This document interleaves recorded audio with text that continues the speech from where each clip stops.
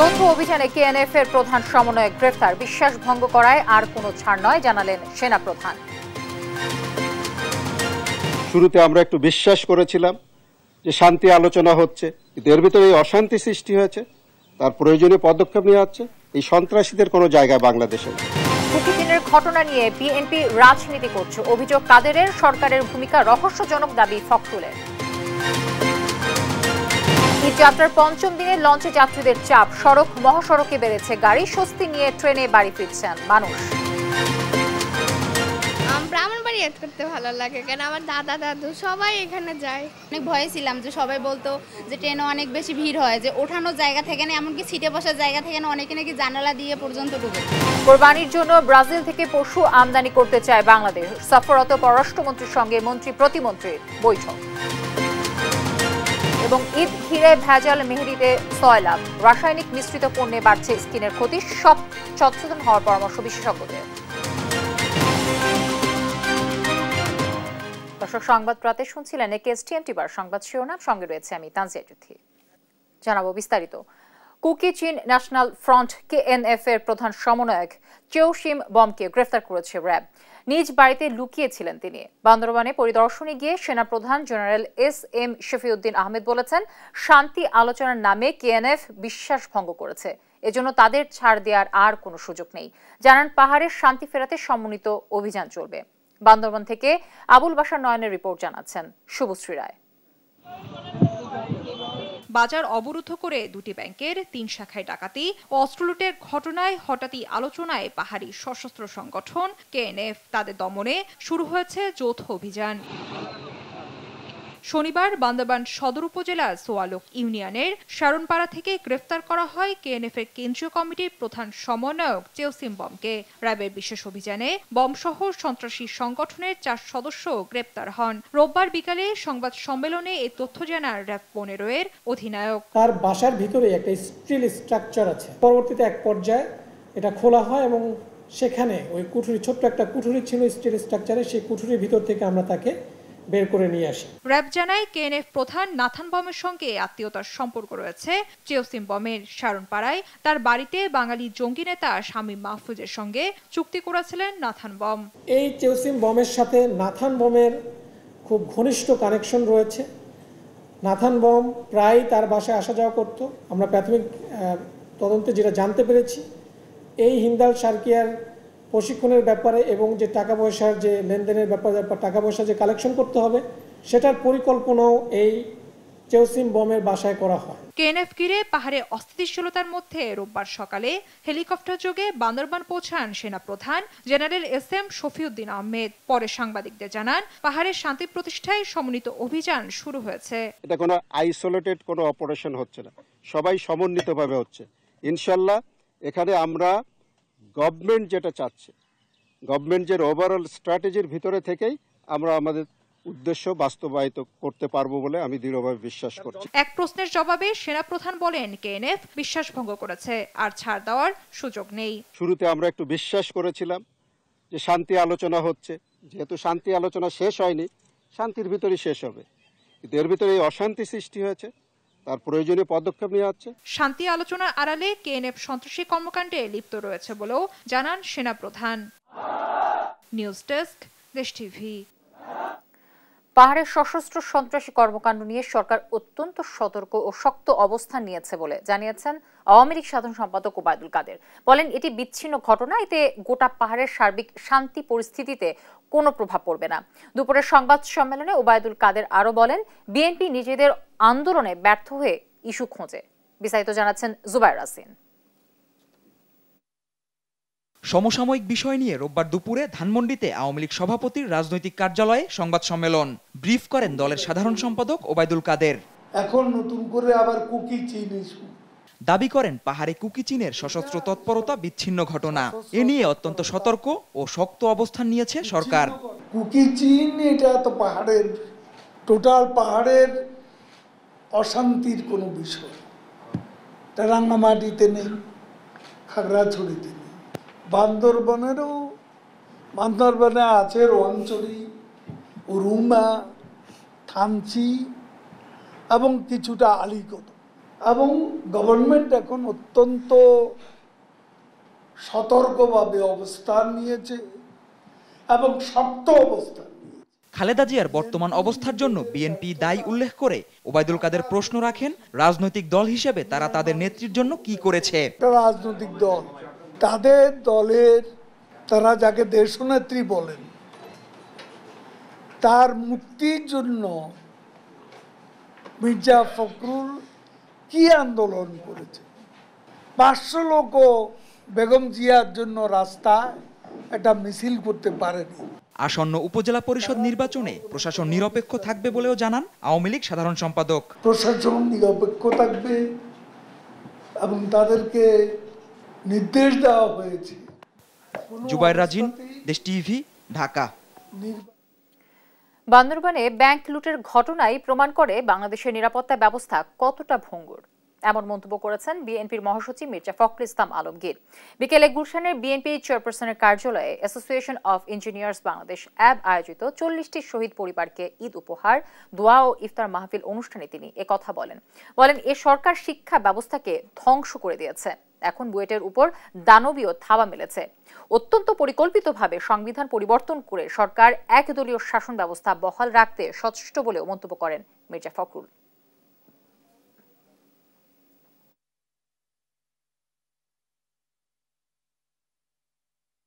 বাংলাদেশের সীমান্ত ভয়াবহভাবে আমরা আক্রান্ত।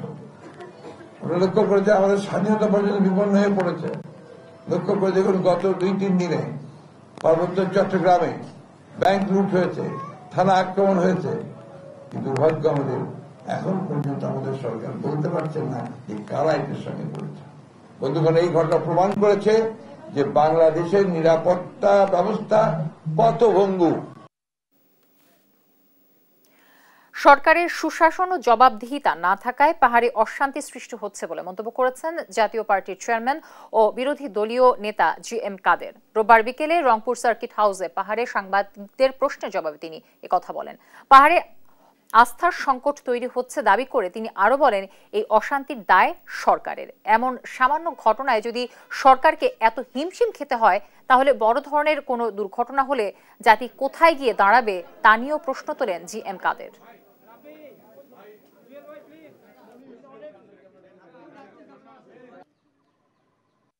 সরকারের বাহিনী চাকচমক আছে, সবকিছুই আছে, সুযোগ সুবিধাও আছে, কিন্তু কাজের ব্যাপারে জবাবদিহিতা নেই, যেটা সার্বিকভাবে আমাদের এই সরকারের একটা আগাছে করে আমরা দেখছি। কারো কোনো জবাবদিহিতা নেই, যে যা ইচ্ছা করে বেড়াচ্ছে এবং কাউকে যে কোনো দায়িত্ব করার জন্য যে তাকে রাখা হয়েছে, এইসব ব্যাপারে অনেক সময় তাদেরকে উদাসীন পাওয়া যাচ্ছে। এই যাত্রার খবর। এই যাত্রার পঞ্চম দিনে কমলাপুর ও বিমানবন্দর রেল স্টেশনে যাত্রীদের উপচে পড়া ভিড় ছিল। দুটি স্পেশাল ট্রেন সহ আজ মোট 69 জোড়া ট্রেন ছেড়ে যাবে কমলাপুর থেকে।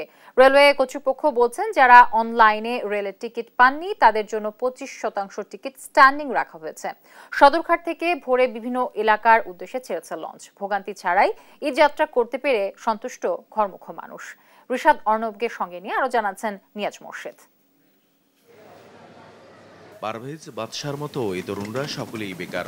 স্বজনদের সঙ্গে ঈদ আনন্দ ভাগাভাগি করে নিতে 8 বন্ধু মিলে একসাথে ফিরবেন বাড়ি। কিন্তু স্বপ্নে বাদশাদের রেলের অনলাইন টিকিট। যাত্রাটা ভিন্ন রেলে হলেও আনন্দ একই। সব ফ্রেন্ডরা মিলে আমরা আর কি বাড়িতে যাচ্ছি। ওরা হচ্ছে অন্য ট্রেনে যেতেছে, আমরা আবার হচ্ছে তিস্তা এক্সপ্রেসে যাচ্ছি। হ্যাঁ, মজা হয়তো, কিন্তু ওইভাবে তো টিকিট আমরা পাইনি, এই জন্য ভাগ হয়ে গেছে আর কি। শিশু ফাতেমা বাবা মায়ের সঙ্গে দাদুবাড়ি যাবার উচ্ছ্বাসটাও তার বাদ ভাঙা। ব্রাহ্মণবাড়ি অ্যাড করতে ভালো লাগে, কারণ আমার দাদা দাদু সবাই এখানে যায়। অনলাইনে শতভাগ টিকিটের ফলে আগের সেই হুড়ুহুড়ি আর ভোগান্তিটা নেই। এই সুযোগে বাগদত্তের স্ত্রী রাজিয়াকে নিয়ে প্রথমবার বাড়ি যাচ্ছেন মেডিকেল টেকনোলজিস্ট মনিরুজ্জামান। ঈদের পরেই বিয়ে, প্রিয়তমার ইচ্ছে পূরণেই এই ট্রেন যাত্রা। অনেক ভয়ে ছিলাম যে সবাই বলতো যে ট্রেনে অনেক বেশি ভিড় হয়, যে ওঠানোর জায়গা থেকে না, এমনকি সিটে বসার জায়গা থেকে না, অনেকে নাকি জানালা দিয়ে পর্যন্ত ঢোকে। তো সেই তুলনায় এবার অনেক ভালো, অনেক শান্তশিষ্ট পরিবেশ, মানে প্রতিটা সিটে যে যার জায়গা অনুযায়ী মানে যানজট খুব কম, এই জন্য অনেক ভালো লাগছে। যাই হোক, জার্নিটা আর কি ভালো হবে। সকাল থেকেই সদরঘাটের এমন অবস্থা ঈদযাত্রা ঘিরে। চাঁদপুর সহ কিছু এলাকার লঞ্চারি টার্মিনালে স্বস্তির ঈদযাত্রায় ঘরে ফিরতে পেরে খুশি অনেকে। কষ্ট করে কষ্ট মনে হইতাছে না, খুশি লাগতাছে, দেশে যাইতাছে, সবাই লাগে ঈদ করুম। অনেক কষ্ট হইতাছে কিন্তু অনেক ভালো লাগতাছে, পরিবেশের সাথে ঈদ করতে পারবো, ঈদের আনন্দ। এদিকে সায়দাবাদ, গাবতলী, মহাখালী থেকে বিভিন্ন গন্তব্যের উদ্দেশ্যে ছেড়ে যাওয়া দূরপাল্লার বাসেও বেড়েছে যাত্রীদের চাপ। নিয়াজ মুর্শিদ, দেশ টিভি, ঢাকা। দর্শক, এই মুহূর্তে ঈদ যাত্রার খবর জানাতে সাভার থেকে সরাসরি যোগ দিচ্ছেন সহকর্মী শাহিনুর রহমান। শাহিন, সড়ক পথে যানবাহনের চাপ আসলে আপনার চোখে কেমন পড়ছে এবং ঘরমুখ মানুষের ভিড় কেমন দেখছে, সব মিলিয়ে জানাবেন। জুথি, আপনাকে ধন্যবাদ। আমি কিন্তু এই মুহূর্তে আছি সাভারের সবচেয়ে গুরুত্বপূর্ণ যে মোড়, বাইপাল মোড়ে আছি। যে বাইপাল মোড় দিয়ে কিন্তু 19টি জেলার মানুষ এই রাস্তা দিয়ে চলাফেরা করে। আপনাদেরকে যদি জানিয়ে রাখি যে সাভার এবং আশুলিয়া যে শিল্প অধ্যুষিত এলাকা, এই এলাকায় কিন্তু ইতিমধ্যে অনেক গার্মেন্টস ছুটি হয়ে গেছে, কিন্তু আগামীকাল কিন্তু দুপুরের পরে কিন্তু অনেক গার্মেন্টস ছুটি হবে, এমনটি কিন্তু আমরা শুনতে পেরেছি। এবং সেই সাথে আপনাদেরকে জানিয়ে রাখি যে আমরা সকাল থেকে দেখতে পাচ্ছি যে মানুষ কিন্তু নারীর টানে বাড়ি যাচ্ছে এবং প্রতিটি কাউন্টারে কিন্তু ভিড় জমাচ্ছে, কিন্তু যানজটটা এখন পর্যন্ত হয়নি। এবং আরো বিশেষ করে আপনি জানেন যে আশুলিয়া এলিভেটেড এক্সপ্রেসওয়ের কাজ করায় কিন্তু অনেক রাস্তায় কিন্তু শুরু হয়ে গেছে। এর জন্য আমরা দেখেছি বিভিন্ন মোড়ে এবং গুরুত্বপূর্ণ মোড়ে কিন্তু ট্রাফিক পুলিশের ব্যবস্থাপনা এবং হাইওয়ে পুলিশের ব্যবস্থাপনা এবং ঢাকা জেলা পুলিশ কোনো গাড়ি থামতে না পারে এবং দ্রুত যাতে গাড়ি যাত্রী নিয়ে তারা চলাচল করতে পারে এবং ছেড়ে যায়। এবং সেই সাথে আপনাদেরকে জানিয়ে রাখি, এখন পর্যন্ত এই সাভার এবং আশুলিয়ার এবং ঢাকার ইচ্ছা মহাসড়কও কিন্তু স্বাচ্ছন্দ্যে মানুষ বাসায় যেতে পারছে। যদি এই ছিল আশুলিয়ার বাইপাল মোড় থেকে। সহকর্মী শাহিনুর রহমান শাহিন যুক্ত হয়েছিলেন সাভার থেকে। এ পর্যায়ের সংবাদ রাতে আরো থাকছে। নিহত বন কর্মকর্তা সাজ্জাদুজ্জামানের বাড়িতে মন্ত্রী সাবের হোসেন চৌধুরী, খুনিরা ছাড় পাবে না, স্ত্রীকে চাকরি দেওয়ার আশ্বাস। পোশাক রপ্তানিতে কোটা মুক্ত সুবিধা সহ ওষুধ ও সিরামিক খাতে বিনিয়োগ বাড়াতে ব্রাজিলের প্রতি আহ্বান জানিয়েছেন বাংলাদেশ। পররাষ্ট্রমন্ত্রী ডক্টর হাসান মাহমুদের সঙ্গে সফররত ব্রাজিলের পররাষ্ট্রমন্ত্রী মাউরো ভিয়েরার বৈঠকে এ আলোচনা হয়। এর আগে বাণিজ্য প্রতিমন্ত্রী হাসানুল হক টিটুর সঙ্গে বৈঠকে সফররতরা মাংস রপ্তানিতে আগ্রহ দেখান, আর বাংলাদেশ কোরবানিতে গরু আমদানির আগ্রহ দেখিয়েছে। বাকিটা জানাচ্ছেন আজিজুর রহমান কিরণ। গেল অর্থবছর ল্যাটিন আমেরিকার দেশ ব্রাজিলের সঙ্গে বাংলাদেশের মোট বাণিজ্য ছিল $2.5 বিলিয়ন। দুই দেশের মধ্যকার বাণিজ্যকে জোর দিতে 52 বছরের ইতিহাসের সবচেয়ে বড় প্রতিনিধি দল 2 দিনের সফরে এখন ঢাকায়। এই সফরকে বেশ গুরুত্বের সঙ্গে বিবেচনা করছে দুই দেশই। সফরের প্রথম দিন রোববার বিকেলে হোটেল ইন্টারকন্টিনেন্টালে ব্রাজিলের পররাষ্ট্রমন্ত্রী মাউরো ভিয়েরার সঙ্গে বৈঠক করেন বাণিজ্য প্রতিমন্ত্রী আহসানুল ইসলাম টিটু। পাটের উপর অ্যান্টি ডাম্পিং শুল্ক প্রত্যাহারের প্রাথমিক আশ্বাস পেয়েছে ঢাকা। আন্তর্জাতিক মান নিশ্চিত হলে বাংলাদেশ থেকে ওষুধ আমদানি করতেও সম্মত ল্যাটিন আমেরিকার দেশ। এছাড়াও পোশাক খাত সহ বিভিন্ন ক্ষেত্রে দ্বিপক্ষীয় বাণিজ্য বাড়াতে আগ্রহী ব্রাজিল। পোটেনশিয়াল এক্সপোর্ট এবং ইম্পোর্ট নিয়ে আমরা আলোচনা করেছি যে আমরা আমাদের দেশ থেকে গার্মেন্টসের ডিউটি ফ্রি অ্যাক্সেসটা চাই, যাতে আমাদের হয়। ওদের থেকে যে কটনটা আমরা নিয়ে আসতেছি সেই কটনের তৈরি গার্মেন্ট যেন আমরা duty free quota free access পাই। বিশেষ করে মাংসে আপনারা জানেন যে ব্রাজিল অত্যন্ত চিপ রেটে মাংস করতে পারে, এক্সপোর্ট করতে পারে আর কি। সে বিষয়ে তারা কথা বলেছে এবং আমরা আগামী কোরবানিকে সামনে নিয়ে আমি পার্সোনালি তাদেরকে রিকোয়েস্ট করছি যে কেন লাইভ ক্যাটেল, কেন যদি সস্তাই হয় তারা আমাদের দেশে লাইভ ক্যাটেল আনার কোনো ব্যবস্থা করা যায় নাকি। পরে রাষ্ট্রীয় অতিথি ভবন যমুনায় পররাষ্ট্রমন্ত্রী ডক্টর হাসান মাহমুদের সঙ্গে বৈঠক করেন ব্রাজিলের পররাষ্ট্রমন্ত্রী সহ পুরো প্রতিনিধি দল। স্বাক্ষর করেন কারিগরি সহযোগিতা বিষয়ক চুক্তি। ক্রীড়া বিষয়ক এক সমঝোতাও স্বাক্ষর হয় এ সময়। বৈঠক শেষে যৌথ সংবাদ সম্মেলনে কথা বলেন দুই দেশের পররাষ্ট্রমন্ত্রী। Requested him to waive the tax on the garments products that are made with Brazilian cotton, and we have discussed Brazil investment in our special economic zone and also investment in the IT sector. We have discussed export of pharmaceuticals to Brazil and export of ceramics to Brazil and other products to Brazil. The BRICS countries, after the expansion and we will examine the candidature of other countries, and Bangladesh is a country very close to us with shared principles, shared positions. We will consider it from our side very strongly and positively. এর আগে ধানমন্ডিতে বঙ্গবন্ধুর প্রতিকৃতিতে শ্রদ্ধা এবং জাদুঘর পরিদর্শন করেন সফরকারীরা। এ সময় পরিদর্শন বইয়ে স্বাক্ষর করেন ব্রাজিলের পররাষ্ট্রমন্ত্রী। আজিজুর রহমান কিরণ, দেশ টিভি, ঢাকা। ঈদে হাত রাঙাতে আপনি যে মেহেদি ব্যবহার করছেন তা ভেষজ তো, নাকি বিষাক্ত রাসায়নিকের সিনথেটিক মেহেদি? ক্ষতিকর রঙে রাসায়নিক মিশিয়ে তৈরি সিনথেটিক মেহেদি বাজারজাত করা হচ্ছে ভেষজ বলে। এই মেহেদি ব্যবহারে তাৎক্ষণিক ফোসকা সহ হাতের স্কিন পুড়ছে কারো কারো। দীর্ঘমেয়াদে মারাত্মক রোগেও আক্রান্ত হচ্ছেন ভোক্তারা। বিশেষজ্ঞরা বলছেন যে প্রসাধনী নকল ভেজালের ভয়াবহতা থেকে বাঁচতে ভোক্তাদের সচেতনতা সবার আগে জরুরি। ফখরুল ইসলামের রিপোর্টে আমরা বিস্তারিত জানব।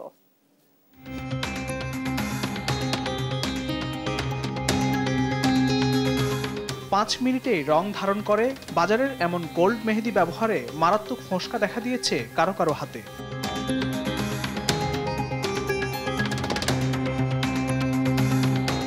এসব মেহেদিতে শয়লাভ বাজার। এই টিউব মেহেদির আড়ালে কি জানতে রাজধানীর লালবাগে এই কারখানায় দেশ টিভি টিম, যেখানে রং টিটানিয়াম ডাইঅক্সাইড, গাম আর সাইট্রিক অ্যাসিড দিয়ে বানানো হচ্ছে রঙের বিষাক্ত মিশ্রণ, যাকে মেহেদি বলে প্যাকেট করা হচ্ছে। অথচ এখানে ভেষজ মেহেদির ছিটে ফোঁটাও নেই। মেহেদি পাউডার, তারপর জিনসেন গাম গাঢ় করার জন্য লাগে পানি আর ওই রেড কালার দিয়ে ওই সমন্বয়ে তৈরি হয় মেহেদি। আদাবরে আরেক কারখানাও চলছে মেহেদি তৈরির মহা জালিয়াতি, যেখানে রং, গাম, টিটানিয়াম ডাইঅক্সাইড সহ নানান বিষাক্ত কেমিক্যাল প্রক্রিয়াজাত করছে কর্মীরা। কেমিক্যালের এই বিষাক্ত মিশ্রণ দিয়ে বানানো হচ্ছে ভোক্তাদের প্রিয় তথাকথিত মেহেদি। এই মেহেদি ছড়িয়ে দেওয়া হয় রাজধানী সহ সারা দেশে। এসবই শখ করে হাতে দেন ফ্যাশন সচেতন তরুণীরা।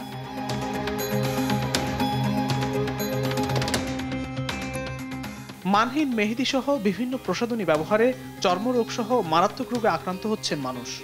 যে মেহেদি ব্যবহার করে অনেকেই ক্ষতিগ্রস্ত হয়েছে, অনেকে হাত পা জ্বলে পড়ে গেছে বা নানান কিছু প্রবলেম হয়েছে আর কি। মেইন কনস্টিটিউয়েন্ট যেটা কালারিং, এইটা আসলে নাই, কম। তারা অন্য কেমিক্যালস ব্যবহার করছে। এই কালারেশন যেটা করে আর কি কেমিক্যালস, সেগুলো আসলে অ্যাজো কম্পাউন্ড বলি আমরা। আপনার মেহেদি দিলে ওই জিনিসটা যেটা অ্যাজো কম্পাউন্ড, ওগুলো অ্যাবজর্ব হয় আমাদের বডিতে, অ্যাবজর্ব হয় এবং একটা কেমিক্যালস যায়, এবং সেই মাত্রাটা যখন বেশি হয়ে যায় তখনই আপনার নানান ধরনের প্রবলেম হতে পারে। আপনার কিডনি নষ্ট হয়ে যেতে পারে, আর ultimately that cancer turns to cancer. বছরের পর বছর ধরে নকল ভেজালের এই আগ্রাসন থেকে বাঁচাতে ভোক্তা ও কর্তৃপক্ষ সবাইকে সচেতন হওয়ার আহ্বান বিশেষজ্ঞদের। ফখরুল ইসলাম, দেশ টিভি, ঢাকা। কক্সবাজারে বনবিট কর্মকর্তা সাজ্জাদুজ্জামান হত্যাকাণ্ডের সাথে জড়িত কাউকে ছাড় দেওয়া হবে না, যথাযথ বিচার করে নজির স্থাপন করা হবে বলে হুঁশিয়ারি দিয়েছেন পরিবেশ, বন ও জলবায়ু পরিবর্তন মন্ত্রী সাবের হোসেন চৌধুরী। সাজ্জাদুজ্জামানের পরিবারের সদস্যদের সাথে দেখা করে সাংবাদিকদের এসব কথা বলেছেন তিনি। এ সময় তিনি বন কর্মকর্তার মা ও স্ত্রীর হাতে আর্থিক সহায়তা তুলে দেন। পাশাপাশি বন কর্মকর্তার স্ত্রীকে চাকরির ব্যবস্থা করে দেওয়ার আশ্বাস দেন। মুন্সিগঞ্জ থেকে সুমিত সরকার সুমনের প্রতিবেদন, জানাচ্ছেন শুভশ্রী রায়। গেল 30 মার্চ কক্সবাজারের উখিয়ায় অভিযানে গিয়ে পাহাড় কাটা চক্রের ডাম্পার ট্রাকের চাপায় হত্যার শিকার হন বনবিট কর্মকর্তা সাজ্জাদুজ্জামান। নিহত এই কর্মকর্তার বাড়ি মুন্সিগঞ্জের গজারিয়া উপজেলার ভবেচরের ভিটিকান্দি গ্রামে। সাজ্জাদুজ্জামানের পরিবারের খোঁজ নিতে তার বাড়িতে যান পরিবেশ, বন ও জলবায়ু পরিবর্তন মন্ত্রী সাবের হোসেন চৌধুরী। বন বিভাগের কর্মকর্তাদের একদিনের বেতন থেকে 10 লাখ টাকা চেক পরিবারের কাছে হস্তান্তর করেন মন্ত্রী। এছাড়া মন্ত্রণালয়ের তহবিল থেকে আরো 5 লাখ টাকা নগদ দেন। মন্ত্রীর আগমনে আবেগাপ্লুত পরিবারের সদস্যরা। এই সময় সাজ্জাদুজ্জামানের হত্যাকারীদের বিচার দাবি করেন তারা। আমি আমার মরহুম স্বামীর সঠিক বিচার চাই। তাকে হত্যা করা হয়েছে নৃশংসভাবে, সেটা যাতে সঠিক তদন্ত করে দোষীদেরকে যথাযথ শাস্তি দেওয়া হয়। যারা এই ঘটনাটা ঘটাইছে তারা এখনো এলাকাতে আছে, তো আমি সবার কাছে আবেদন করব যাতে তারা এই হত্যার একটা সুষ্ঠু বিচার করে। দীর্ঘদিন যাবৎ এ চক্র পাহাড় কাটছে উল্লেখ করে মন্ত্রী জানান, হত্যাকারীদের কোনো ছাড় দেওয়া হবে না। যে ডাম্পার ট্রাকের যে চালক, যে মালিক, তার পাশাপাশি যারা অতীতে যাদের বিরুদ্ধে অভিযোগ এসছে এবং আমরা জানি তারা সক্রিয়, এবং আমি বলেছি একটা চক্র, সুতরাং তাদের সকলের বিরুদ্ধে কিন্তু হত্যা মামলা দায়ের করা হয়েছে, মোট 10 জনের বিরুদ্ধে। একজনকে 5 নম্বর যিনি আসামি আছেন তাকে গ্রেফতার করা হয়েছে। পরিবারের দাবির প্রেক্ষিতে নিহত সাজ্জাদুজ্জামানের স্ত্রীকে চাকরি দেওয়ার আশ্বাস দেন সাবের হোসেন চৌধুরী। ওনারা একটা বলেছেন যে তার জন্য যদি একটা চাকরির ব্যবস্থা করা যায়, সেটা আমরা তার জন্য যে জায়গাটা সুবিধাজনক হবে, যে আমাদের এখানেও হয় আশেপাশে, সেটা আমরা ব্যবস্থা করবো ফরেস্ট ডিপার্টমেন্ট থেকে। পরে নিহতের কবর জিয়ারত করে রুহের মাগফিরাত কামনা করেন মন্ত্রী। নিউজ ডেস্ক, দেশ টিভি। সংবাদ রাতে আরো থাকছে। রূপসা নদীতে সার বোঝাই কার্গো জাহাজ ডুবি, এখনো নিখোঁজ 2 জাহাজের অবস্থান শনাক্ত করেছে ডুবুরি দল। দর্শক, এখন জানাবো বিকাশের সৌজন্যে ঈদ কেনাকাটার খবর।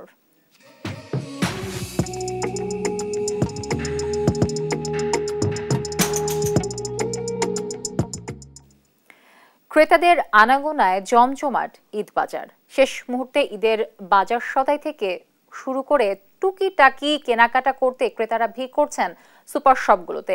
লেনদেন সহজ করতে ক্রেতারা ঝুঁকছেন মোবাইল ব্যাংকিংয়ে, সাথে পাচ্ছেন ক্যাশব্যাক সহ দারুণ সব অফার। বিস্তারিত সাবরিনা মজুমদার রিপোর্টে। ঈদের শেষ মুহূর্তে কেনাকাটায় ব্যস্ত নগরবাসী, আর শেষ মুহূর্তের কেনাকাটায় এক ছাদের নিচে সব পণ্য পেলে তো কথাই নেই। কাঁচা বাজার থেকে শুরু করে মুদি পণ্য, মাছ, মাংস, ফলমূল, প্রায় সব ধরনের পণ্য মিলছে মিনা বাজার সুপার শপে। স্বল্প সময়ে ঝামেলা ছাড়া সকল পণ্য কিনতে পেরে খুশি ক্রেতারা। রেগুলার যে নিত্য প্রয়োজনীয় জিনিসপত্র, আমার কাছে মনে হয় এগুলো খুব একটা বেশি ডিফারেন্স নেই বাইরে থেকে। বাসা থেকে লিস্ট করে দিয়েছে, সেগুলো মেয়েকে নিয়ে এসেছি কেনার জন্য। এখানে পরিবেশটা ভালো, তবে আজকে এসেছি ঈদকে সামনে রেখে বাজার করার জন্য।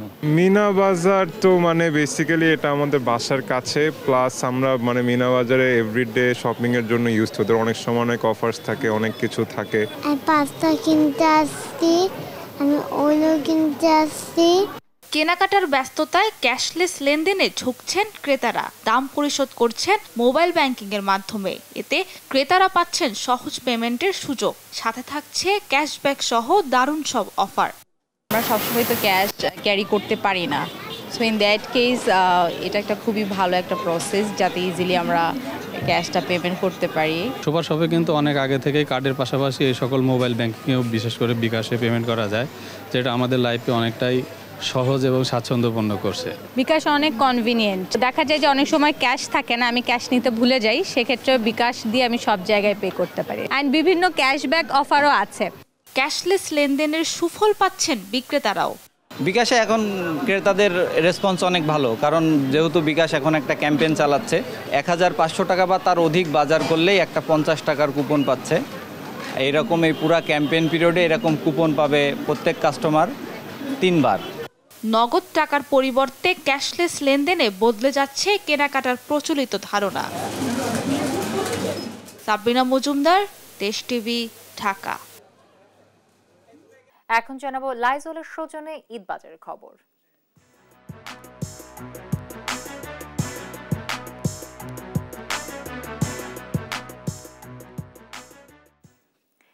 ঈদ উপলক্ষে বাগেরহাটে তৈরি পোশাক ও ছিট কাপড়ের দোকানে বেড়েছে ক্রেতাদের আনাগোনা। নিজের ও প্রিয়জনের জন্য পছন্দের পোশাক নিয়ে ফিরছেন বাড়িতে। তবে ব্যবসায়ীরা জানান, দাম বেশি হওয়ায় বেচা কেনা কিছুটা কম। বাগেরহাট প্রতিনিধি এস সোহানের তথ্য ও ছবিতে ডেস্ক রিপোর্ট। ঈদকে কেন্দ্র করে বাহারি রং ও ডিজাইনের পোশাকে ঠাসা বাগেরহাটের মার্কেটগুলো। ক্রেতা টানতে আকর্ষণীয়ভাবে দোকান সাজিয়েছেন ব্যবসায়ীরা। ঘুরে ঘুরে শার্ট, প্যান্ট, শাড়ি, লুঙ্গি, 3 পিস, পাঞ্জাবি সহ পছন্দের পোশাক কিনছেন অনেকে। এবারের ঈদে বাগেরহাটের নারীদের পছন্দের শীর্ষে রয়েছে নায়রা, আলেয়া ও আফগান নামের বিদেশি 3 পিস। পুরুষরা কিনছেন সিকোয়েন্স ব্যান্ডের পাঞ্জাবি। তবে দাম নিয়ে অভিযোগ রয়েছে ক্রেতাদের। আগের তুলনায় এবারে একটু দামটা একটু বেশি, তাও চেষ্টা করতেছি আর কি কেনার জন্য।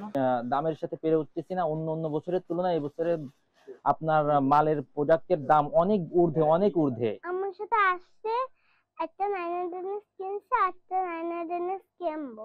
নাতির জন্য দুটো কিনেছি, আর মেয়েদের জন্য এখনো কিনতে পারি নাই, কিনবো, সামনে আবারই আশা লাগবে। দাম তো আগের চেয়ে বেশি। ব্যবসায়ীরা বলছেন এবার নারীদের প্রতিটি পোশাকের দাম বেড়েছে 300 টাকার উপরে, যার কারণে বেচাকেনা অনেকটা কম। গত বছর থেকে প্রত্যেকটা পণ্যের পরে 3 থেকে 400 টাকা বেড়েছে, বিশেষ করে মেয়েদের পণ্যের পরে বেশি বাড়ছে। এজন্য কেনা বেচাটা খুব কম হচ্ছে, দেখে শুনে চলে যাচ্ছে, দামি হচ্ছে না। সিকোয়েন্সটা একটু ভালো চলতেছে, কারণ এবছর নতুন এটা আসছে এবং খুব ভালো চাহিদা দেখতেছি। এই বছরের বেচামে কিনা অন্য বছরের তুলনামূলক কম। অতিরিক্ত গরমের কারণে সেভাবে ক্রেতা বের হতে পারছেন না বলে জানান তারা। গরমের যে একটা ব্যাপার আছে, গরমের কাস্টমার, মহিলা কাস্টমাররা বেরোতে পারছে না। তারপরে 2-4 জন যা বেরোচ্ছে তারা দাম টাম শুনে বিব্রত বোধ করছে, কেনা বেচা এক প্রকার নাই বললেই চলে। বাগেরহাট শহরে 4 শতাধিক তৈরি পোশাক ও কাপড়ের দোকান রয়েছে। এবারের ঈদে 25 থেকে 30 কোটি টাকার বিক্রি হবে বলে আশা করছেন ব্যবসায়ীরা। নিউজ ডেস্ক, দেশ টিভি। মোংলা বন্দর থেকে যশোর যাওয়ার পথে রোববার দুপুরে রূপসা নদীতে ডুবে যায় সারবোঝাই কার্গো জাহাজ MV TLN-1। দুর্ঘটনার পর জাহাজের 11 নাবিককে জীবিত উদ্ধার করা গেলেও এখনও নিখোঁজ জাহাজের বাবুর্চি কালাম শেখ ও গিজারম্যান সাখোয়াত। তবে জাহাজের অবস্থান শনাক্ত করতে পেরেছে ফায়ার সার্ভিসের ডুবুরি দল। পাশাপাশি নিখোঁজদের উদ্ধারের চেষ্টাও অব্যাহত রয়েছে। খুলনা থেকে সহকর্মী নূর ইসলাম রকির পাঠানো তথ্যচিত্রে টুম্পা আফরোজের প্রতিবেদন। মোংলা বন্দর থেকে সারবোঝাই কার্গো জাহাজ MV TLN-1 খুলনার উদ্দেশ্যে ছেড়ে এসে রোববার দুপুরে রূপসা নদীতে ডুবে যায়। এ সময় জাহাজে থাকা 13 জন নাবিকের 11 জনকে স্থানীয়দের সহযোগিতায় জীবিত উদ্ধার করা হয়।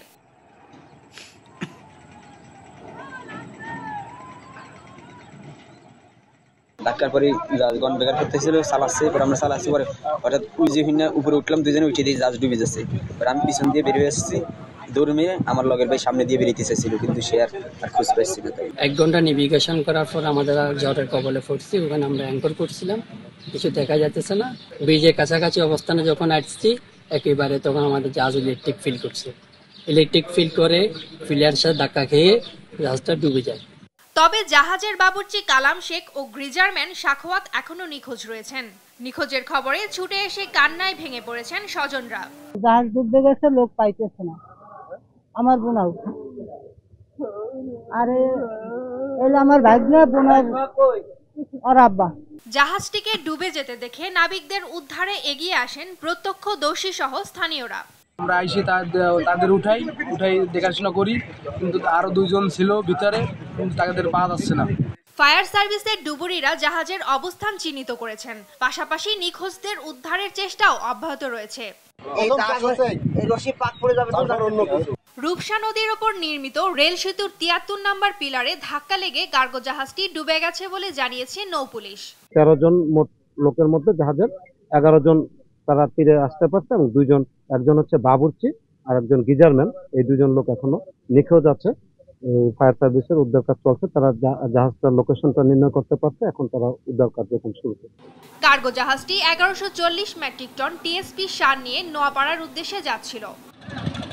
নিউজ ডেস্ক, দেশ টিভি। দর্শক, এই ছিল এখনকার সংবাদ রাতে। আমাদের পরে বুলেটিন দেখার আমন্ত্রণ রইল। ধন্যবাদ সবাইকে সাথে থাকার জন্য। শুভরাত্রি।